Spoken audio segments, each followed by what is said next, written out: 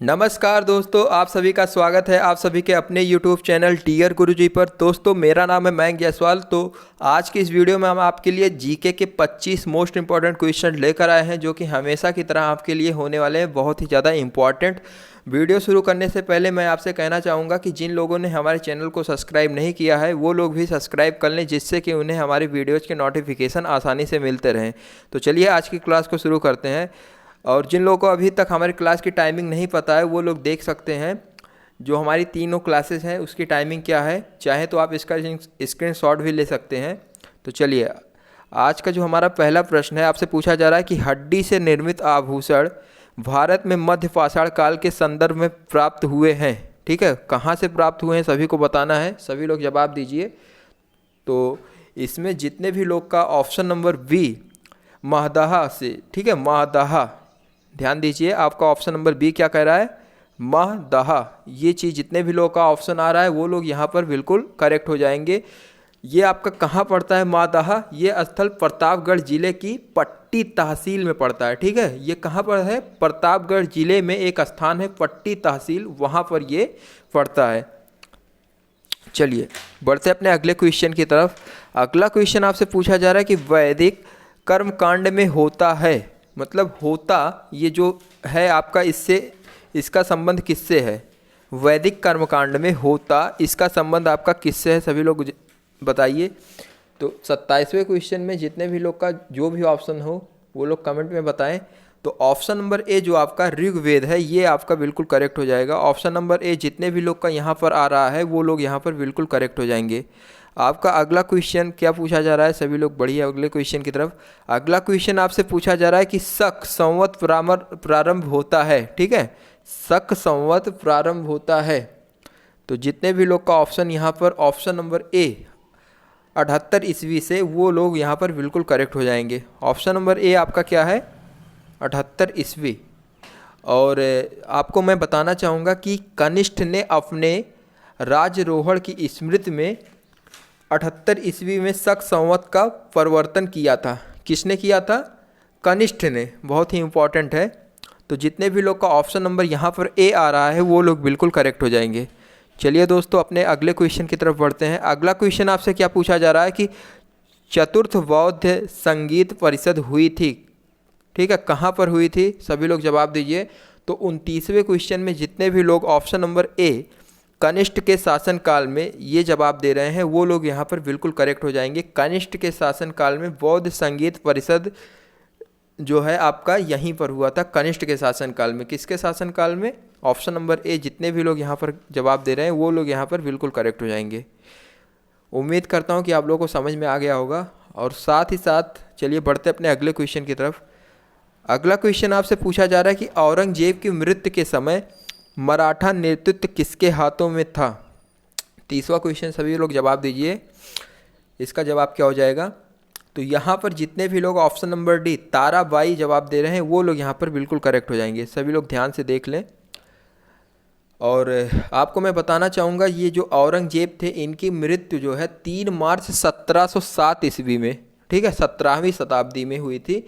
3 मार्च औरंगजेब की मृत्यु कब हुई थी? सभी लोग ध्यान दीजिए। 3 मार्च को हुई थी। कब हुई थी? 3 मार्च। और सन कौन सा था?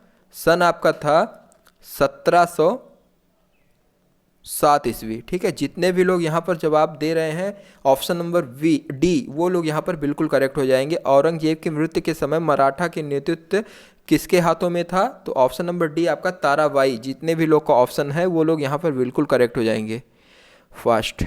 ठीक है, 31 नंबर क्वेश्चन आप लोग सभी लोग ध्यान दीजिए। यहाँ पर आपसे पूछा जा रहा है 18वीं शताब्दी की बात है। 1857 के प्रथम स्वाधीनता संग्राम के समय भारत का गवर्नर जनरल जो था वो कौन था? सभी लोग बताइए।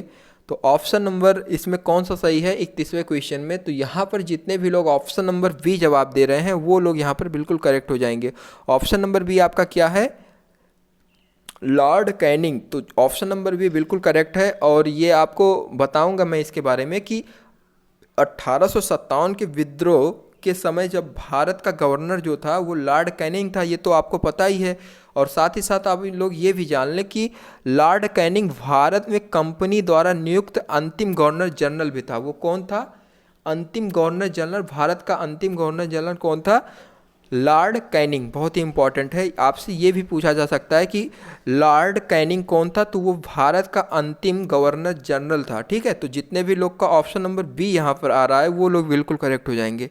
चलिए दोस्तों, बढ़ते हैं अपने अगले क्वेश्चन की तरफ। सभी लोग ध्यान से देखिए और हर एक क्वेश्चन आपके लिए बहुत ही इंपॉर्टेंट है, तो एक भी क्वेश्चन आप मिस मत करिए। तो आपका जो 32 नंबर क्वेश्चन है वो आपसे पूछा जा रहा है, सभी लोग ध्यान से देखिए। आपसे पूछा जा रहा है कि निम्नलिखित में से कौन 2 सितंबर 1946 को गठित अंतरिम सरकार में मंत्री नहीं थे। ठीक है, आपसे यहाँ पर पूछा जा रहा है कि 2 सितंबर 1946 को गठित अंतरिम सरकार में मंत्री नहीं थे। सभी लोग जवाब दीजिए इसका। तो यहाँ पर जितने भी लोग ऑप्शन नंबर सी जवाब दे रहे हैं वो लोग यहाँ पर बिल्कुल करेक्ट हो जाएंगे। ऑप्शन नंबर सी आपका क्या है?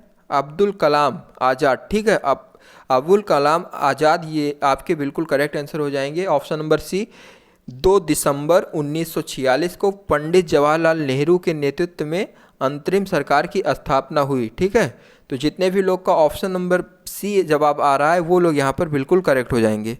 चलिए बढ़ते हैं अपने अगले क्वेश्चन की तरफ। अगला क्वेश्चन आपसे पूछा जा रहा है कि भारतीय राष्ट्रीय कांग्रेस का एकमात्र अधिवेशन जिसकी अध्यक्षता महात्मा गांधी ने की थी, ठीक है, तो वो कब की थी और कहाँ पर की थी? सभी लोग बताइए। तो 33 नंबर क्वेश्चन में जितने भी लोग का ऑप्शन नंबर सी जवाब आ रहा है, वेलगांव अधिवेशन 1924, वो लोग यहाँ पर बिल्कुल करेक्ट हो जाएंगे। ठीक है, वेलगांव में की थी और वेलगांव अधिवेशन और सन कौन सा था? 1924। तो बहुत ही इंपॉर्टेंट क्वेश्चन है। दिसंबर के महीने में 1924 में कर्नाटक के वेलगांव में आयोजित किया गया था ये भारतीय राष्ट्रीय कांग्रेस का ये 40वां अधिवेशन था। ठीक है, तो जितने भी लोग नहीं जानते वो लोग जान ले ये कौन सा अधिवेशन था? 40वां अधिवेशन था। बहुत ही इंपॉर्टेंट था ये क्वेश्चन। चलिए बढ़ते हैं अपने अगले क्वेश्चन की तरफ। अगला क्वेश्चन आप लोगों से पूछा जा रहा है कि निम्नलिखित भारतीय राष्ट्रीय कांग्रेस के किस अधिवेशन में महात्मा गांधी को चंपारण के किसानों की समस्याओं से अवगत कराया गया था? जवाब दीजिए इसका। तो यहाँ पर जितने भी लोग ऑप्शन नंबर डी जवाब दे रहे हैं, लखनऊ अधिवेशन 1916 ईस्वी, वो लोग यहाँ पर बिल्कुल करेक्ट हो जाएंगे। ठीक है, ऑप्शन नंबर डी आपका बिल्कुल करेक्ट है। और साथ ही साथ आप लोग इसके बारे में जान लीजिए कि जो ये अधिवेशन था ये किसानों की समस्याओं से अवगत कराया गया था। आपको इसमें क्वेश्चन में तो दिया ही गया है। और ये लखनऊ अधिवेशन में महात्मा गांधी ने इसकी शुरुआत की थी। ठीक है, कहाँ पर? लखनऊ में। तो जितने भी लोग का ऑप्शन नंबर डी है जवाब, वो लोग बिल्कुल करेक्ट हो जाएंगे। चलिए दोस्तों बढ़ते अपने अगले क्वेश्चन की तरफ। अगला क्वेश्चन आपसे पूछा जा रहा है कि निम्नलिखित युग्मों में से कौन सा सही सुलेमित नहीं है, मतलब किसका मिलान सही नहीं है? तो इसमें आपके 3 मिलान जो हैं वो करेक्ट होंगे, एक मिलान करेक्ट नहीं है, तो वही ऑप्शन मेरा सही होगा। तो सभी लोग जवाब देने की कोशिश करें। क्या नवजीवन जो है ये MK गांधी जी से संबंध रखते हैं? सभी लोग बताइए। तो आपके ये जो है MK गांधी जी से संबंध रखते हैं, ये तो ऑप्शन सही है, मतलब ये जो मिलान है ये सही है। स्वराज्य ये टी प्रकाशन से संबंध रखते हैं, तो हाँ ये भी टी प्रकाशन से संबंध रखते हैं। और आपका जो ऑप्शन नंबर सी है प्रभात, ये NC केलकर से संबंध रखते हैं, तो ये भी रखते हैं उनसे संबंध। ये कौमी आवाज़ जो है ये अब्दुल कलाम आज़ाद से संबंध नहीं रखते हैं, तो ये आपका ऑप्शन नंबर डी जो है ये आपका बिल्कुल करेक्ट हो जाएगा। तो यहाँ पर जितने भी लोग ऑप्शन नंबर डी जवाब दे रहे हैं वो लोग यहाँ पर बिल्कुल करेक्ट हो जाएंगे। ठीक है, तो उम्मीद है कि आप लोगों को ये चीज़ समझ में आया होगा। तो चलिए बढ़ते हैं अपने अगले क्वेश्चन की तरफ।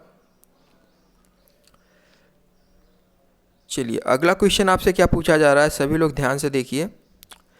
अगला क्वेश्चन आपसे कह रहा है कि निम्नलिखित में से किस राज्य का गठन वर्ष 1971 ईस्वी में हुआ? सभी लोग बताइए। ठीक है, बहुत ही इंपॉर्टेंट क्वेश्चन है। आपसे पूछा जा रहा है कि किस राज्य का गठन 1971 में हुआ? सभी लोग जवाब दीजिए इसका। तो यहाँ पर आपका ऑप्शन जो डी है ये बिल्कुल करेक्ट हो जाएगा। ऑप्शन नंबर डी आपका क्या है? हिमाचल प्रदेश। तो यहाँ पर जितने भी लोग ऑप्शन नंबर डी जवाब दे रहे हैं वो लोग बिल्कुल करेक्ट हो जाएंगे। हिमाचल प्रदेश 1971 में जो है इस राज्य का गठन हुआ था। ठीक है, चलिए बढ़ते हैं अपने अगले क्वेश्चन की तरफ। अगला क्वेश्चन आपसे पूछा जा रहा है कि छत्तीसगढ़ की सीमा उभयनिष्ठ नहीं है। ठीक है, छत्तीसगढ़ की सीमा उभयनिष्ठ नहीं है। सभी लोग जवाब दीजिए इसका। तो ऑप्शन नंबर बी जो आपका है वो यहाँ पर बिल्कुल करेक्ट हो जाएगा। ऑप्शन नंबर बी क्या है? बिहार के साथ। ठीक है, छत्तीसगढ़ राज्य की सीमा मध्य प्रदेश, महाराष्ट्र, उड़ीसा, आंध्र प्रदेश, उत्तर प्रदेश और झारखंड, इन राज्यों के साथ उभयनिष्ठ है। ठीक है, जबकि बिहार से ये जो है ताल्लुकात नहीं है, इसका संबंध नहीं है। तो जितने भी लोग नहीं जानते हैं तो ये पॉइंट भी आप लोग जान लीजिए। ठीक है, बहुत ही इंपॉर्टेंट है। चलिए दोस्तों बढ़ते अपने अगले क्वेश्चन की तरफ। अगला क्वेश्चन आपसे पूछा जा रहा है कि कावेरी नदी के उद्गम का स्रोत है। सभी लोग बताइए ऑप्शन नंबर इसमें कौन सा सही है। 38वें क्वेश्चन में आपसे जो पूछा जा रहा है कि कावेरी नदी के उद्गम का स्रोत है, तो इसमें जितने भी लोग ऑप्शन नंबर ए जवाब दे रहे हैं ब्रह्मगिरी पहाड़ियाँ, वो लोग यहाँ पर बिल्कुल करेक्ट हो जाएंगे। देखिए दोस्तों बहुत ही इंपॉर्टेंट क्वेश्चन है, सभी लोग ध्यान दीजिए। कावेरी नदी के उद्गम का स्रोत क्या है? ब्रह्मगिरी पहाड़ियाँ। ये क्वेश्चन इंपॉर्टेंट है, आप लोग अच्छे से देखिए। और मैं यहाँ पर जितने भी प्रश्न बता रहा हूँ आप लोगों के लिए सारे के सारे इंपॉर्टेंट हैं, क्योंकि मैं यहाँ पर आपके लिए कोशिश करता हूँ कि जितने भी ज़्यादा से ज़्यादा पूछे जाने वाले प्रश्न हैं वही मैं आप लोगों को यहाँ पर ज़्यादा कराने की कोशिश करता हूँ। तो 38वें क्वेश्चन में जितने भी लोग का ऑप्शन नंबर ए ब्रह्मगिरी पहाड़ियाँ आ रहा है वो लोग यहाँ पर बिल्कुल करेक्ट हो जाएंगे। और साथ ही साथ जो आपको मैं बताना चाहूँगा इसमें कि कावेरी नदी कर्नाटक के दुर्ग जिले में ब्रह्मगिरी पहाड़ियों से निकलकर 805 किलोमीटर लंबाई तथा 87,900 वर्ग किलोमीटर के क्षेत्र में फैली हुई है। ठीक है, कहाँ से कहाँ तक ध्यान दीजिए दोस्तों, 805 किलोमीटर से 87,900 किलोमीटर। ठीक है, इतने दूरी में ये फैली हुई है। तो जितने भी लोगों का ऑप्शन नंबर इसमें ए है वो बिल्कुल करेक्ट हो जाएंगे। आपसे ऐसा भी पूछा जा सकता है कि ब्रह्मगिरी पहाड़ियों का जो क्षेत्र है कितने क्षेत्र में ये फैला हुआ है। ये 805 किलोमीटर से लेकर, ठीक है, कहाँ तक? 87,900 किलोमीटर तक। तो जितने भी लोग ऑप्शन नंबर ए जवाब दे रहे हैं वो लोग यहाँ पर बिल्कुल करेक्ट हो जाएंगे। चलिए दोस्तों अपने अगले क्वेश्चन की तरफ बढ़ते हैं। अगला क्वेश्चन आपसे पूछा जा रहा है कि गोविंद वल्लभ पंत सागर जलाशय स्थित है। सभी लोग ध्यान दीजिए, आपका ऑप्शन नंबर इसमें क्या सही हो जाएगा। तो 39 नंबर क्वेश्चन में जितने भी लोग ऑप्शन नंबर ए जवाब दे रहे हैं कि गोविंद वल्लभ पंत सागर, वो लोग यहाँ पर बिल्कुल यहाँ पर जो आपका ऑप्शन नंबर ए है वो आपसे कह रहा है कि उत्तर प्रदेश में। तो मैं ये बताना चाह रहा हूँ आपको कि गोविंद वल्लभ पंत जो है ये उत्तर प्रदेश के सागर जलाशय में स्थित है। ठीक है, जितने भी लोग यहाँ पर ऑप्शन नंबर ए जवाब दे रहे हैं वो लोग यहाँ पर बिल्कुल करेक्ट हो जाएंगे। उत्तर प्रदेश में क्या स्थित है? गोविंद वल्लभ पंत सागर का जलाशय स्थित है। ठीक है, और आपको मैं बताना चाहूँगा कि 70 वर्ग मील में ये फैला हुआ है। कितने वर्ग मील में? 70 वर्ग मील में।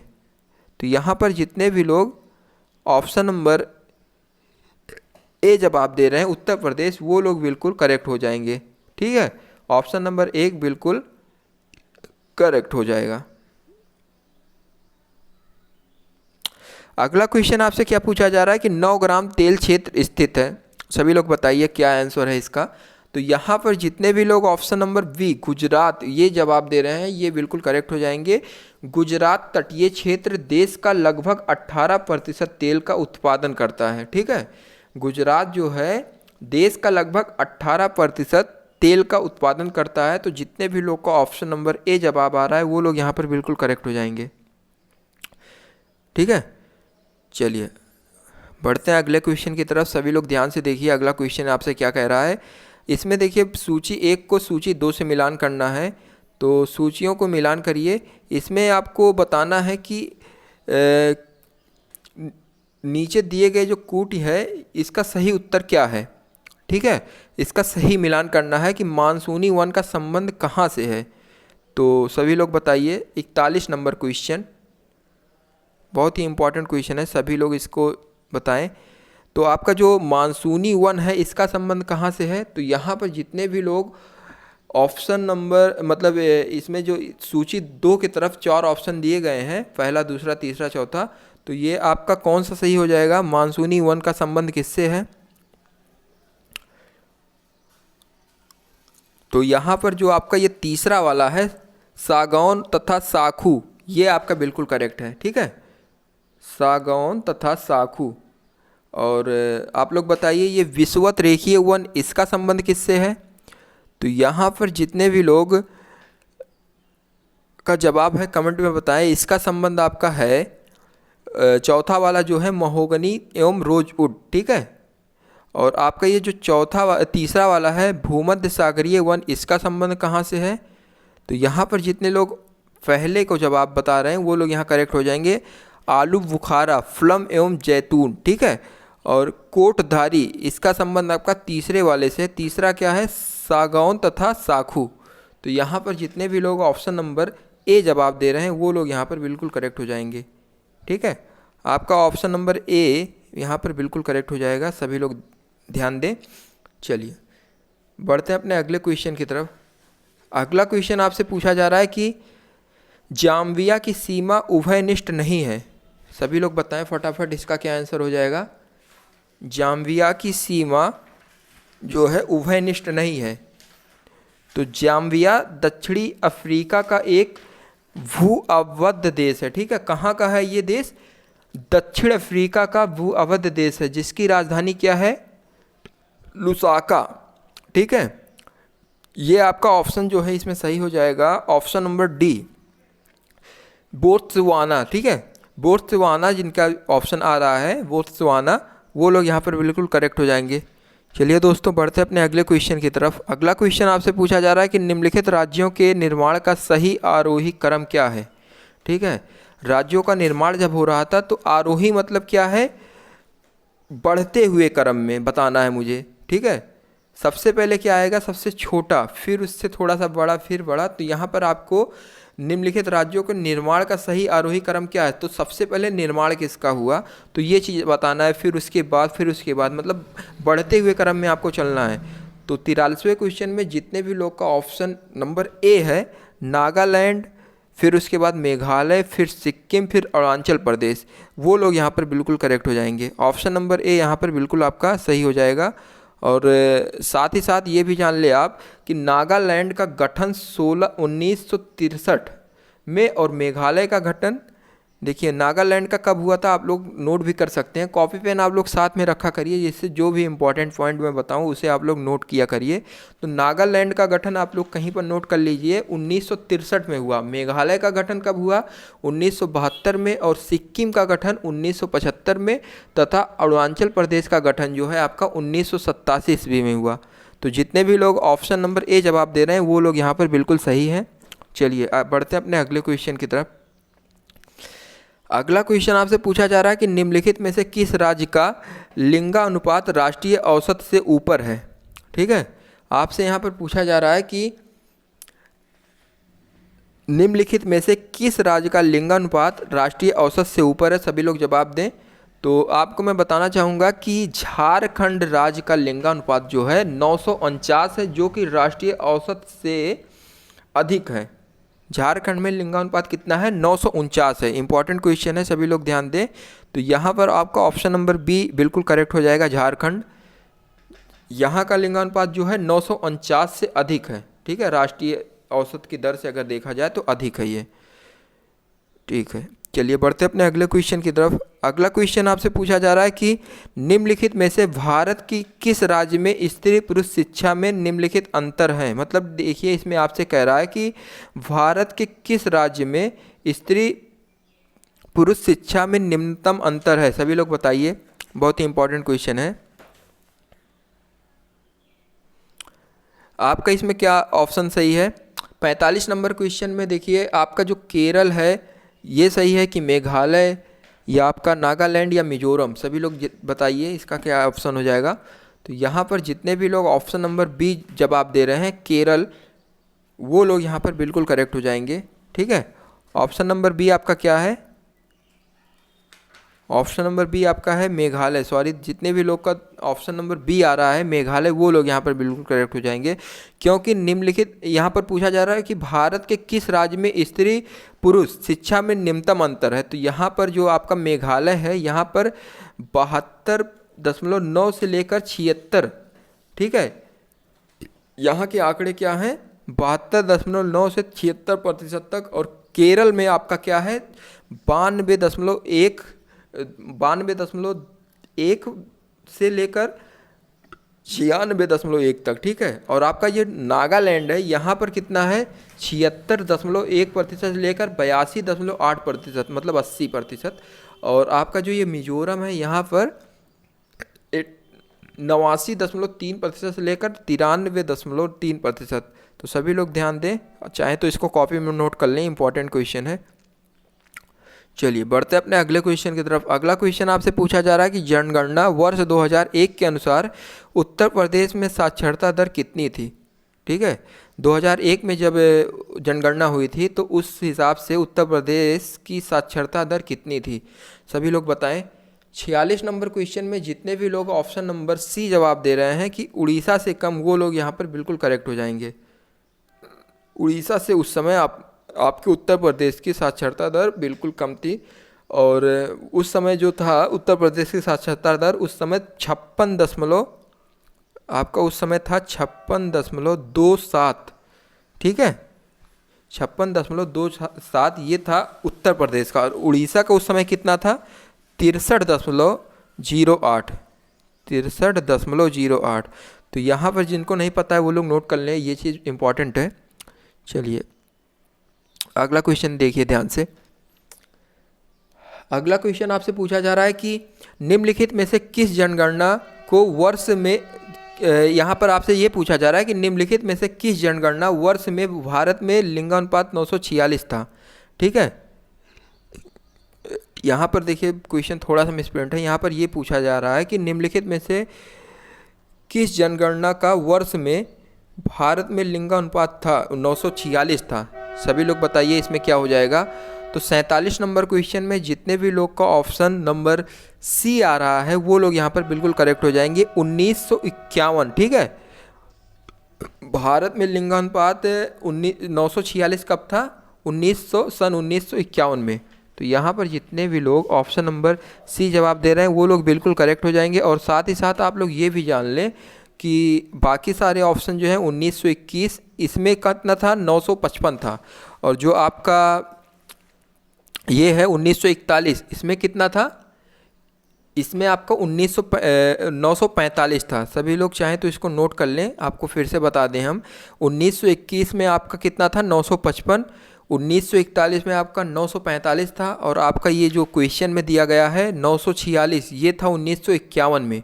ठीक है, और 1971 में जो था 930 था लिंगानुपात। तो जितने भी लोग का ऑप्शन नंबर सी जवाब आ रहा है वो लोग यहाँ पर बिल्कुल करेक्ट हैं। चलिए बढ़ते हैं अपने अगले क्वेश्चन की तरफ। आपका 48 नंबर क्वेश्चन जो कह रहा है कि उत्तर प्रदेश के निम्नलिखित नगरों का भौगोलिक क्षेत्रफल की दृष्टि से सही अवरोही क्रम में लिखिए।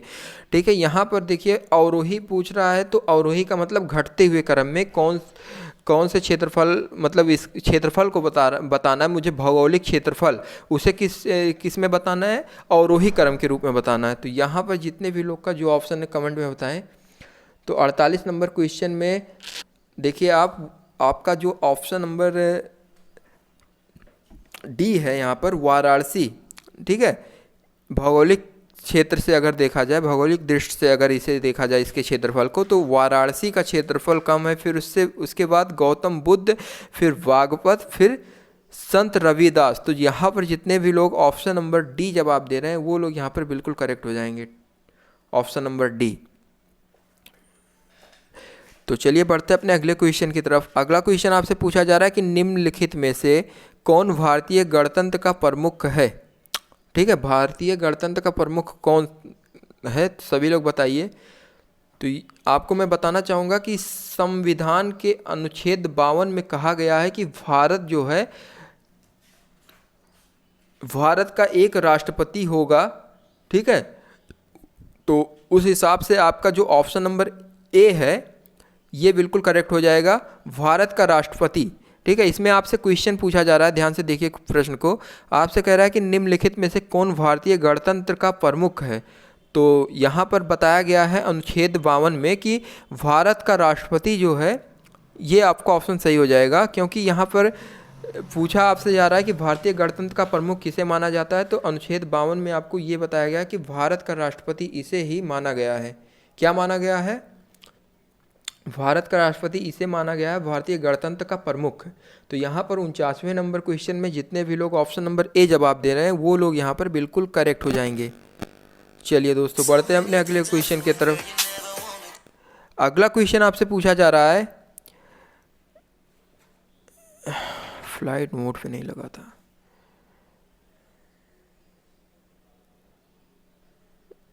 देखिए दोस्तों, आपसे जो अगला क्वेश्चन पूछा जा रहा है, सभी लोग ध्यान दें। निम्नलिखित में से कौन एक राज्य के नीति निर्देशक सिद्धांतों का उद्देश्य नहीं है? इंपॉर्टेंट है दोस्तों, बताइए। 50वां नंबर क्वेश्चन, ये आपका लास्ट क्वेश्चन है। तो आपको मैं बताना चाहूँगा, इसमें जो आपका ऑप्शन नंबर सी है, ऑप्शन नंबर सी क्या है? एक धार्मिक राज्य की स्थापना करना। जितने भी लोग का ऑप्शन नंबर सी है जवाब, वो लोग यहाँ पर बिल्कुल करेक्ट हो जाएंगे। ठीक है, ऑप्शन नंबर सी आपका कह रहा है कि एक धार्मिक राज्य की स्थापना करना। ठीक है, ऑप्शन नंबर सी आपका करेक्ट है। और आपको मैं बताना चाहूँगा ये कब, किस अनुच्छेद के अंतर्गत आता है? अनुच्छेद 36 के अंतर्गत। बहुत ही इम्पॉर्टेंट है, अनुच्छेद 36 के अंतर्गत ये आता है। तो जितने भी लोग का ऑप्शन नंबर डी है वो लोग यहाँ पर बिल्कुल करेक्ट हैं। और साथ ही साथ मैं इस प्रश्न के साथ इस वीडियो को यहीं पर समाप्त करता हूं। और अगर आप लोगों को वीडियो अच्छा लगा हो तो वीडियो को लाइक करिए, और अगर हमारे चैनल पर नए हैं तो चैनल को सब्सक्राइब करिए। और अगर आप चाहें तो इस वीडियो को ज़्यादा से ज़्यादा लोगों तक शेयर करें अगर आपको अच्छा लगा हो। और तब तक के लिए बाय बाय। ठीक है, और अगले वीडियो में हम आपके लिए और भी अच्छे प्रश्न लेकर आएंगे जीके जीएस से रिलेटेड। तो आप लोग ऐसे ही जुड़े रहें हमारे साथ, क्योंकि मैं आप लोगों की तैयारी अच्छे से कराता रहता हूं। और डेली आपको 2 से 3 वीडियोस प्रोवाइड किए जाते हैं। तो आप लोग से रिक्वेस्ट है कि आप लोग अपने जान पहचान में जितने भी लोग पढ़ना चाहते हैं, बीएड की तैयारी कर रहे हैं या किसी अपने परीक्षा से रिलेटेड कोई भी तैयारी कर रहे हैं, मैं सभी तरह के वीडियो आप लोगों के लिए प्रोवाइड करता हूँ। और हम लोग अगर इतना मेहनत कर रहे हैं तो आप लोगों से भी रिक्वेस्ट करते हैं कि आप लोग भी इसमें मेरा साथ दीजिए, ज़्यादा से ज़्यादा लोगों तक शेयर कीजिए, जिससे कि मुझे मोटिवेशनल मिल सके और भी वीडियोस बनाने के लिए। तो आप लोगों से रिक्वेस्ट है कि वीडियो को ज़्यादा से ज़्यादा शेयर करिए। तो चलिए मिलते हैं अपने अगले वीडियो में। आपको जो अगला वीडियो प्रोवाइड किया जाएगा, अभी आज ही शाम को रात के टाइम 8 बजे आपको मेरा वीडियो मिलेगा जीके जीएस का, जो कि मैं उसमें मोस्ट 25 क्वेश्चंस जीके के लेकर आऊँगा और आपका फुल टेस्ट उसमें अच्छे से कराऊँगा। तो आप लोगों से रिक्वेस्ट है कि वीडियो को शेयर कीजिए, जिससे कि और भी लोग जान सके इसके बारे में। तो चलिए इसी के साथ ये वीडियो यहीं पर समाप्त होता है। धन्यवाद।